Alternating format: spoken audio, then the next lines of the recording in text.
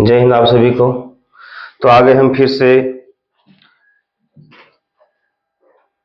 इतिहास के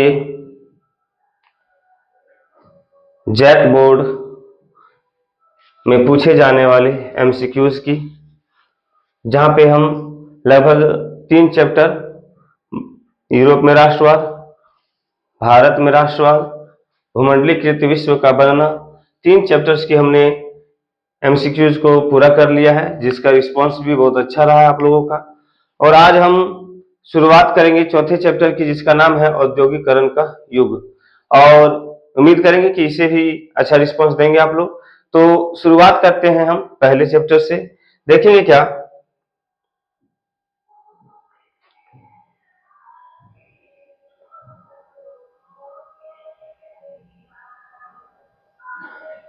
हो रहा क्या कि औद्योगिक क्रांति की शुरुआत सर्वप्रथम किस देश में हुई? तो औद्योगिक क्रांति की शुरुआत सर्वप्रथम इंग्लैंड में हुई। अर्थात हम कह सकते हैं कि जब पुनर्जागरण का काल प्रारंभ हुआ तब जाके इसकी शुरुआत हो चुकी थी। बोरा डॉन ऑफ द सेंचुरी नामक चित्र में किसका महिमा मंडन है? तो इसमें औद्योगिकरण का महिमा मंडन है। बोरा स्पेनिंग जेनिंग मशीन ने किस प्रक्रिया में वृद्धि की? तो स्पेनिंग जेनिंग मशीन का ही काम था कटाई करना। किसकी कटाई करना? सूत की कटाई करना। अगला जो सवाल है, किसने इंग्लैंड में कपास मिल का निर्माण किया? तो इंग्लैंड में कपास मिल का निर्माण जो था वो रिचर्ड आर्कराइट ने किया था। रिचर्ड आर्कराइट को ध्यान में रखिएगा। कौन सा गुमास्ता से संबंधित है? तो गुमास्ता से कंपनी द्वारा नियुक्त पर्यवेक्षक है ना। भारत में पुराने व्यापार के केंद्र निम्न में से कौन थे? तो आपको पता है सूरत, यहां पे सूरत होगा।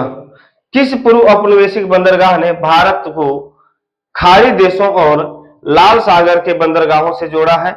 तो यहां पे ऑप्शन हो जाएगा डी, सूरत। अगला जो सवाल है कि निम्नलिखित में से क्या गुमास्ता का कार्य था? तो उसका क्या था? बुनकरों का पर्यवेक्षण करना। दूसरा था आपूर्ति लेना। तीसरा है कपड़े की गुणवत्ता की जांच करना। और चौथा हो जाता है इनमें से सभी। तो यहाँ पे ऑप्शन हो जाएगा इनमें से सभी, उपरोक्त सभी। भारत में पहली कपास की मिल कहां स्थापित की गई थी? तो बंबई में था। क्योंकि सभी लोग क्या करते हैं कि यहाँ पे अहमदाबाद को ध्यान में रखते हुए सबसे पहले इसी को ले लेते हैं, कि गलत है। यहाँ पे जो सबसे पहले कपास की मिल लगाई गई थी वो बंबई में लगाई गई थी, क्योंकि उसका पुराना मुंबई का जो पुराना नाम है वो बंबई है, और वहां पे लगाया गया था। आगे क्या बोल रहा है कि शुरुआती कारखाने कहां और कब लगाए गए थे? तो शुरुआती जो कारखाने थे वो 1730 के दशक में इंग्लैंड में लगाया गया था। दशक मतलब 10 वर्ष है ना, दशक का मतलब होता है 10 वर्ष। और कौन सा औद्योगिक क्रांति का कारण नहीं था? तो राजकीय संरक्षण था, कृषि की क्रांति था, वैज्ञानिक का आविष्कार था, धर्म सुधार आंदोलन नहीं था। क्योंकि क्रांति से धर्म क्या बोलते हैं, औद्योगिक क्रांति से धर्म का कोई लेना देना नहीं। बाकी जो राजकीय संरक्षण, अगर सरकार अच्छा नीति रखता है तो अच्छा संरक्षण देती है तो लोग उद्योग लगाएंगे। कृषि होगी तभी उद्योग में कच्चे माल पहुंचेंगे। और वैज्ञानिक पद्धति अर्थात हम बोल सकेंगे कि उनके पास अच्छा नॉलेज होगा तभी जाके उन चीजों का निर्माण किया जा सकता है। कार्डियमा एक प्रक्रिया है। क्या है कार्डियमा एक प्रक्रिया?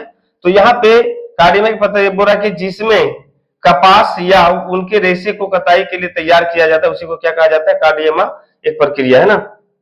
विश्व का सबसे बड़ा उद्योग कौन सा है? तो आपको पता है कि सबसे बड़ा जो उद्योग है वो लौह इस्पात उद्योग है। आप और इसे और शब्द से कहा जाता है, इसे उद्योगों का उद्योग कहा जाता है, क्योंकि दुनिया में आप किसी भी उद्योग को लगाइएगा उसकी मशीनें लोहे से बनी ही होंगी, इसलिए लौह उद्योग को उद्योगों का उद्योग कहा जाता है। तो विश्व का सबसे बड़ा उद्योग जो हो जाएगा ऑप्शन ये हो जाएगा, लौह इस्पात उद्योग। बंबई में पहली कपड़ा मिल कब स्थापित की गई थी? तो बंबई में सबसे पहले जो कपड़ा मिल स्थापित किया गया था वो था 1854 ईस्वी में। ऑप्शन बी हो जाएगा। इंग्लैंड में महिलाओं ने किस मशीन का विरोध किया? तो स्पिनिंग जेनी का। है ना। क्यों विरोध किया था? क्योंकि जो हाथों से जो सिलाई की मशीनें से कटाई वगैरह की जाती थी, अब उसकी जगह पर मशीनें आ गई, तो यहाँ की महिलाओं के लिए बेरोजगारी का सबब बन गया, है ना। यहाँ पे हो जाएगा महिलाओं ने, है ना। तो स्पिनिंग जेनिंग मशीनों का विरोध किया था। ये 10वां क्लास में 2 बार पूछा हुआ प्रश्न है। किसने 1917 में कोलकाता में पहली जूट मिल स्थापित की थी? तो यहाँ पे ऑप्शन हो जाएगा सेठ हुकुमचंद। ऑप्शन बी हो जाएगा, सेठ हुकुमचंद ने कलकत्ता में सबसे पहले जूट मिल का स्थापना किया था। अगला जो सवाल है हमारा कि निम्न में से कौन औद्योगिक क्रांति का प्रत्यक्ष प्रमाण नहीं था? तो यहाँ पे हो जाएगा बुनकरों का समुदाय जो था वो औद्योगिक क्रांति का प्रत्यक्ष प्रमाण नहीं था। यूरोपीय देशों में किसके बने कपड़ों की अत्यधिक मांग थी? तो ऑप्शन हो जाएगा डी, भारत। क्योंकि भारत के जो कपास के कपड़े थे, अर्थात हम बोल सकते सूती कपड़े, तो बहुत प्रसिद्ध था और बहुत महंगा भी होता था, तो लोग महंगे कपड़े पहनने के शौकीन होते थे, इसलिए भारत का जो कपड़ा था उसका डिमांड ज्यादा था यहाँ पे। बोला इंग्लैंड का कौन सा शहर फिनिशिंग सेंटर के रूप में विकसित हुआ? तो यहाँ पे आपका हो जाएगा ऑप्शन ए, लंदन, है ना। इंग्लैंड का जो लंदन शहर है वो फिनिशिंग सेंटर के रूप में विकसित हो चुका था। किस मशीन के आने से बुनकरों को बड़े करके चलाने और चौड़े अरज का कपड़ा बनाने में मदद मिली? तो यहाँ पे हो जाएगा फ्लाई शटल, है ना। स्पिनिंग जेनिंग मशीन का आविष्कार किसने किया था? तो यहाँ पे जेम्स हसी ने क्या था?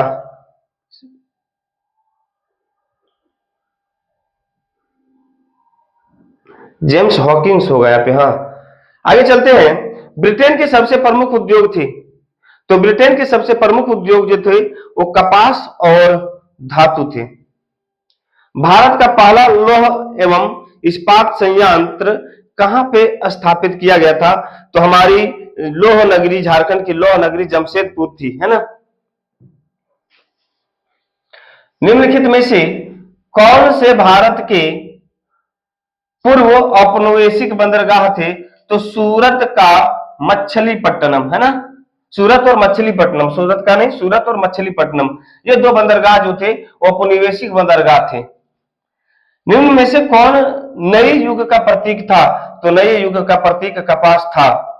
निम्न में से किसके माध्यम से ब्रिटेन में सबसे गतिशील उद्योग कौन से थे? तो यहाँ पे आपका हो जाएगा चाय और कपास, ऑप्शन सी हो जाएगा, चाय और कपास ब्रिटेन ने सबसे गतिशील उद्योग में से एक लाया इसको। बड़ा निम्न में से किसके माध्यम से स्वदेशी का राष्ट्रवादी संदेश प्रसारित किया था? तो यहाँ पे विज्ञापन जो होता है, जो एडवर्टाइजमेंट हम लोग कहते हैं, वो जो सबसे बड़ा माध्यम होता है किसी भी स्वदेशी व्यक्ति, किसी भी वस्तु को एक स्थान से दूसरे स्थान तक पहुंचाने का जो काम करता है उसको हम कहते हैं विज्ञापन। विज्ञापन का मतलब होता है एडवर्टाइजमेंट। जो भी वस्तु आप अभी खरीद रहे हैं या जान रहे हैं जिसको, वो कहीं ना कहीं आप एडवर्टाइजमेंट के माध्यम से इसको ले रहे हैं। अब आपको ये वीडियो कैसा लगा आप इसे कमेंट के माध्यम से बताएंगे। हमारा प्रयास है कि हम इस पूरे सीरीज को हम 10 दिन के अंदर आपका इतिहास का और ज्योग्राफी का एमसीक्यू खत्म करेंगे।